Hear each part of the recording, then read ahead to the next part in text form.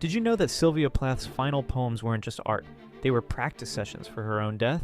In 1962, months before she died, Plath began writing with disturbing precision about gas ovens and sealed rooms. Her poem Edge described a woman's final morning with chilling accuracy that would mirror her own last day.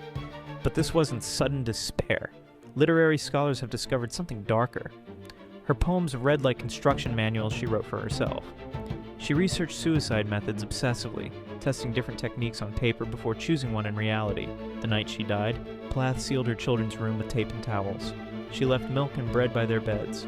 She turned on the gas oven and timed everything for when help would arrive too late. This wasn't her first methodical attempt. At 20, she had planned another suicide with the same calculated precision, surviving only by chance.